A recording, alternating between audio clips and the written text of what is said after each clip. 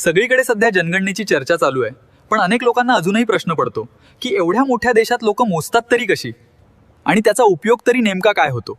चला आज हाच विषय समजून घेऊया व्हिडिओमध्ये. सोप्या भाषेत सांगायचं तर जनगणना म्हणजे देशात किती लोक राहतात याची रीतसर कायद्यानुसार अधिकृत माहिती गोळा करणं.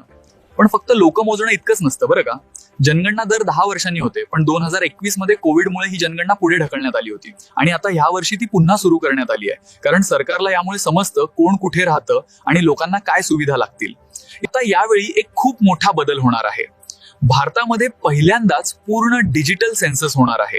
म्हणजे यावेळी तुम्ही घर बसल्या स्वतःची माहिती ऑनलाईन भरू शकणार आहात. फक्त कुटुंब प्रमुखाचा 10 अंकी मोबाईल नंबर आणि ईमेल आयडी लागणार आहे. त्यानंतर तुम्ही तुमची संपूर्ण माहिती ह्या पोर्टलवर मराठीसह इतर भाषांमध्येही भरू शकता. माहिती भरून एक असी आयडी मिळेल, जो नंतर घरी येणाऱ्या अधिकाऱ्याला दाखवून पडताळणीची प्रक्रिया पूर्ण करता येईल. आता live in relationship check, geo tagging आणि जातनिहाय जनगणना यांसारख्या आधुनिक सुधारणांचाही समावेश करण्यात आला आहे. म्हणजे जनगणना आता फक्त लोक मोजण्यासाठी नाही, तर भारत किती वेगाने बदलतोय हे दाखवणारी सिस्टम बनते.